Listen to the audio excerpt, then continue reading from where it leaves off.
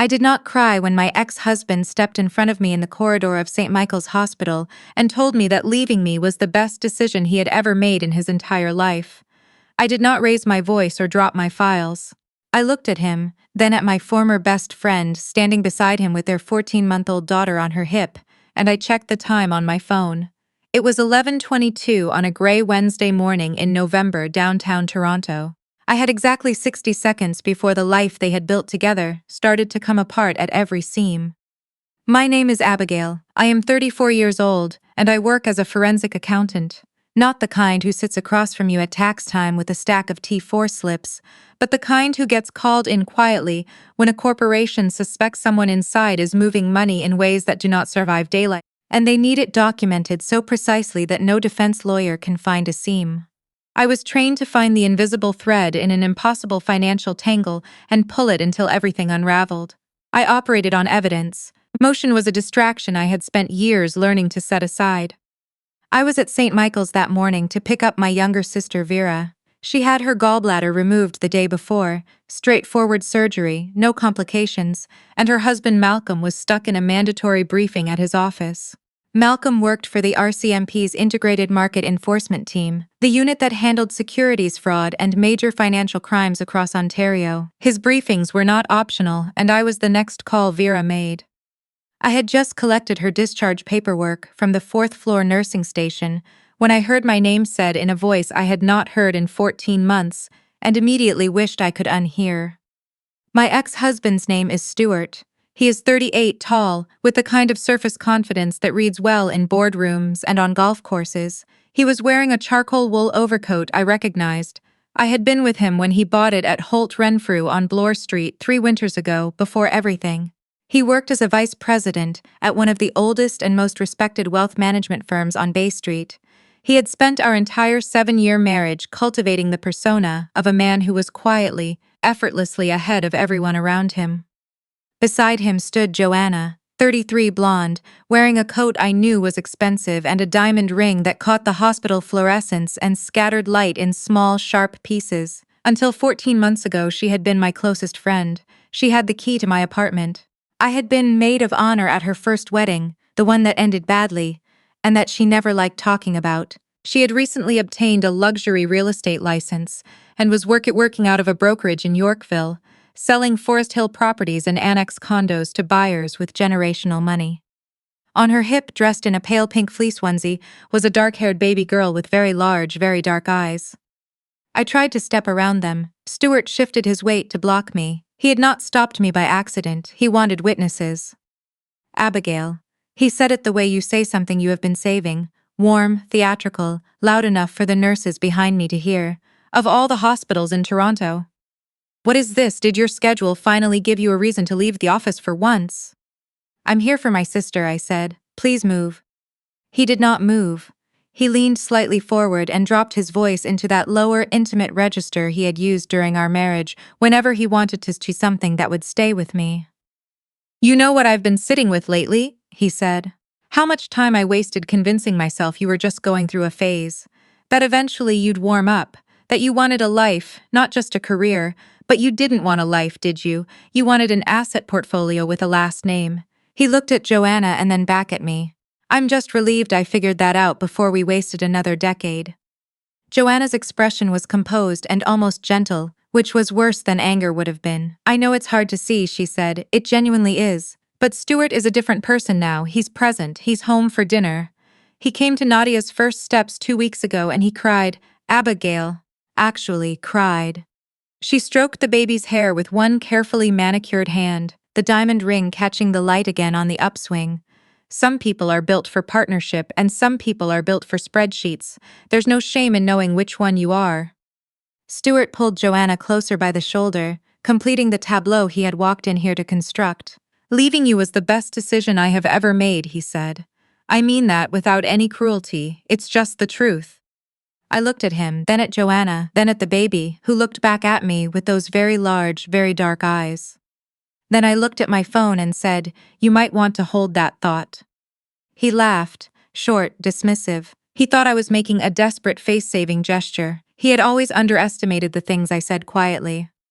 The elevator at the far end of the corridor opened and two people stepped out. The first was Malcolm. He was dressed in a dark suit with his RCMP credentials clipped visibly to his belt, and he moved with the particular economy of a federal investigator who has already decided how a situation is going to go. His eyes found me first, then moved to Stuart and settled. The second person who stepped out of that elevator was a man named Dominic, 41 years old. He ran a technology investment firm out of a glass tower on King Street West and was one of the most profiled private investors in the country. He had been in the Report on Business twice in the past 3 years. Photographed at Gallus, quoted in interviews, Stuart had spent years trying to court him as a client. He had told me, more than once, that landing Dominic's portfolio would be the most significant professional achievement of his career. Dominic was not looking at Stuart. He was looking at Joanna and the baby with an expression that changed the atmosphere of the hallway completely. Stuart heard the footsteps and turned. The moment he registered who was behind him, the confident VP vanished, and something smaller and more frightened appeared in his place. He recovered quickly. He was trained to recover quickly and stepped forward with his hand extended. Dominic, I had no idea, what a coincidence. I've been meaning to reach out about the restructuring options we discussed in September if you have even 15 minutes in the next. Dominic walked past Stuart's outstretched hand without touching it. He stopped in front of Joanna. The color left her face like water going out of a glass. I had a paternity test processed through a private lab in Ottawa, Dominic said quietly. The results were independently verified. I know she's mine. You knew she was mine from the first week. Malcolm placed a thick sealed envelope flat against Stuart's chest. Stuart grabbed it reflexively. That's a formal notice of investigation from IMET, Malcolm said. You are a named subject in a securities fraud and money laundering file. Read it carefully. This is Abigail, you set this up. Stuart's voice had gone strange, thin. This is harassment. You can't just— I have a compliance team, I have legal counsel, you cannot walk into a hospital and— Open the envelope, Malcolm said. Stuart's hands were shaking as he broke the seal. In the silence of the corridor, the tearing of the paper sounded very loud. Behind him, Dominic had not looked away from Joanna. You came to me in April, he said, 3 months after she was born. You brought a private DNA test and told me that if I didn't wire $20,000 a month to an account in the Cayman Islands, you would go public and tell every reporter in the city that I'd had an affair with a woman in a relationship. You used my daughter as leverage, Joanna. You made her into a transaction. The baby bottle Joanna had been holding slipped through her fingers. It hit the linoleum with a hard, flat crack, rolled against the baseboard, and left a pale streak of formula on the floor. The baby startled and began to cry. Joanna was not looking at the baby. She was looking at me, and the expression on her face was not one I had words for. Stuart looked from Dominic to the documents to the baby. At those large dark eyes that were not his, had never been his, and something broke in him in a way that was not quiet. He grabbed the front of Dominic's jacket. Dominic, who was not a soft man, shoved him back hard. Stuart hit the corridor wall, recovered, and lunged again. 2 hospital security officers reached them in under 10 seconds. It took both of them to hold Stuart against the wall. He was still talking about Joanna, about Dominic, about money, about the baby, all of it coming out at once in a way that no longer made sense. The elevator opened again. Stuart's mother stepped out. Her name is Philippa, 63, impeccably dressed, the kind of woman who treats every room she enters as a venue for an appraisal. She had arrived, as I later learned, for a routine lunch visit with Stuart and Joanna. She carried a shopping bag from a children's boutique in Yorkville. She walked out of the elevator and directly into wreckage she could not immediately interpret. The security officers, the crying baby, her son pinned against a wall with his jacket torn, Joanna weeping at the reception desk, a federal investigator standing in the center of it all with his credentials visible. Her eyes landed on me with the immediate certainty of someone who has identified her scapegoat. What have you done? She marched across the corridor, one finger raised toward my face. You bitter woman. You could not stand that he found something real, so you hired these people, to ambush him in a hospital. This is harassment. This is criminal harassment, and I will have you charged before the end of today. Your son assaulted another man in front of hospital security, I said. They're restraining a violent aggressor. I didn't hire anyone. You have been trying to destroy him since the day he had the courage to leave you. She turned to Malcolm with the specific contempt of someone who is used to having her social standing do work for her. And you? I know who you are. Malcolm, is it? You dragged your federal title into this to help a vindictive ex-wife manufacture a financial fraud case because she is furious about the divorce settlement. My son disclosed everything he was required to disclose. He built a life from nothing. You cannot simply... He disclosed $240,000 in annual income, I said. She turned back to me. Her chin lifted. He worked for every cent of what he has, and what he has is far more than your lawyers got their hands on, I can tell you that. You think you were clever in mediation? He was smarter than your overpriced legal team on the worst day of his professional life. Every executive bonus, every offshore allocation he built before you dragged him into that settlement office. Do you know what he did with it? He protected it. $6 million, Abigail. Sitting in the Caymans right now, completely beyond your reach, and there is not a single thing you or your RCMP brother-in-law can do about it. Stewart's voice came from the wall where the security officers still had him by both arms. Mother, his voice was a whisper. Stop talking. She didn't hear him. Before I continue, I want to know where you're watching from. Drop a comment, and if you've ever stood quietly in a room while someone underestimated exactly what you were capable of, hit like. You'll understand why in a few minutes. I picked up Vera's discharge papers from the nursing station, collected my sister from her room, and left the corridor with Malcolm. I did not look back at Stuart against the wall, or at Joanna on the floor with the crying baby, or at Philippa standing there beginning, finally, to understand what she had just said and to whom she had said it. In my home office that night, a dedicated room I kept temperature-regulated and server-cooled, built around 3 monitors connected to an encrypted drive, I opened the investigation file I had been building quietly for the past 4 months. I had not needed Philippa's admission, but $6 million was a more precise number than the one I had traced so far, and precision mattered. The money laundering structure I had identified used the Toronto real estate market as its cleaning mechanism. A well-documented problem in this city, the subject of ongoing FinTrack warnings, a pattern that forensic accountants who worked financial crime cases had been tracking for years. Shell corporations registered to numbered Alberta companies, purchasing and reselling properties through Joanna's brokerage at artificial prices, the money emerging from escrow as clean property investment returns before being wired offshore. Northbrook Capital Holdings, Lakeview Asset Partners, Harborfront Acquisitions Group. All 3 registered within the same 6-week window at a mailbox address in Mississauga. All 3 with Joanna listed as agent of record on every transaction. All 3 with authorization pings for every major transfer originating from the same IP address, a static address I had cross-referenced with the network registry for Stewart's firm. He had run the entire scheme from his Bay Street desk. At 2:14 in the morning my phone rang. Stuart. I pressed record and answered. He had convinced himself in the hours since the hospital that I had less than he feared and that the right combination of threat and money would contain me. He told me that what I thought I had found would not hold up. He reminded me that his compliance lawyers had reviewed his transactions. He told me that if I filed anything with the OSC, careers of innocent people would be destroyed by the institutional fallout, and that this would be on me. Then he offered me $3 million, clean, transferred before morning, to walk away from the investigation. You just offered a bribe to a witness in an active RCMP file over a recorded line, I said. Go to sleep. I sent the recording to Malcolm and went to bed. The annual Bay Street Gala for the Sick Kids Foundation was held 2 weeks later at the Fairmont Royal York. Every major firm on the street had a table. It was the kind of event where institutional confidence was publicly performed. The handshakes, the open bars, the speeches about community and leadership. Stewart's firm had sponsored a table at the highest donor level for 11 consecutive years. I arrived at 8 o'clock and walked in through the main entrance. The managing director of Stewart's firm found me within 10 minutes.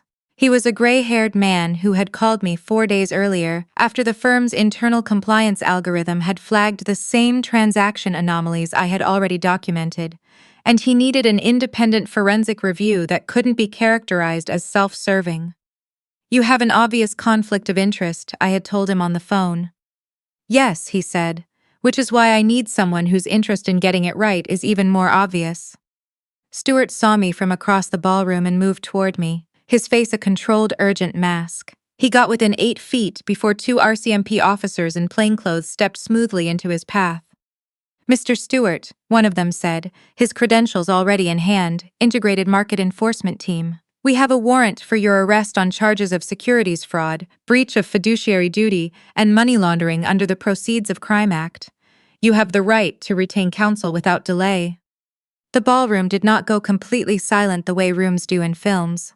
What happened was more like a slow leak, the conversations nearest to them faltering first, then the ones beyond, a ripple of awareness moving outward until the orchestra was playing into near silence and 500 people were watching. Stewart was walked out through the main floor in his evening jacket, past the tables, past the photographers near the entrance, who had been hired for donor portraits, past the colleagues and clients, who had shaken his hand 90 minutes earlier. The photographs appeared in the business section the following morning, and then in several national publications by midweek. He did not look at me on the way out. I did not need him to. Joanna was arrested at her Yorkville brokerage the next morning. The Real Estate Council of Ontario suspended her license the same afternoon. She entered a guilty plea on the money laundering charge 6 months later in exchange for cooperation with prosecutors. There was no suspended sentence. She received 2 years in a federal facility. Her real estate license was permanently revoked. Dominic had secured full sole custody of their daughter through family court long before the criminal proceedings concluded. The family court file on our original divorce settlement was reopened based on the forensic audit. The presiding judge reviewed the documentation and set aside the original agreement, describing it as having been obtained through deliberate material misrepresentation. The revised order took into account the concealed assets, the cost of the investigation, and the 3 years of deliberate financial concealment I had lived through without knowing it. I was awarded a settlement that allowed me to do the thing I had been thinking about doing for years without believing I could. I opened my own firm. We are on the 4th floor of a loft conversion on Adelaide Street West, 12 minutes on the subway from Bay Street. We specialize in high-conflict financial disclosure in family law proceedings, specifically cases where one party suspects their former partner is concealing assets through corporate structures, offshore accounts, or the kind of real estate transaction layering that Stewart and Joanna had perfected in Joanna's short career. In a city with Toronto's history with shell corporations and laundered real estate money, there is no shortage of cases. We are currently booked 5 months out. Stewart is serving his sentence at a federal facility in Ontario. The Cayman accounts were repatriated through FinTrack enforcement proceedings. His defrauded clients were made whole through the civil settlement the firm reached with the affected portfolios. His Bay Street career, his memberships, his Rosedale house, his professional reputation, gone. Philippa, who lost her retirement savings when they were caught up in the asset freeze during the investigation, spent several months trying to reach me through various intermediaries. I did not take any of those calls. Last September, I rented a sailboat for an afternoon in Toronto Harbor. Vera was there, fully recovered and characteristically making fun of my inability to handle a cleat hitch. Malcolm stood at the bow and looked like a man who had not stood still in natural light in a long time. I held a glass of wine and watched the city skyline catch the late afternoon light, the CN Tower, the glass condos, the financial towers of Bay Street, catching the gold and throwing it back. It is a beautiful city, particularly from the water, particularly when the sky is doing something remarkable with the light. I thought about a man in a charcoal overcoat who had stepped into my path in a hospital corridor and told me, with complete sincerity, that leaving me was the best decision he had ever made. Leaving him, it turned out, was the best decision I ever made. I just didn't know it yet when he made it for me. Thank you for listening. If you've been underestimated by someone who should have known better, stay steady, stay precise. The most powerful move you can make is the one they never considered because they never took you seriously enough to see it coming.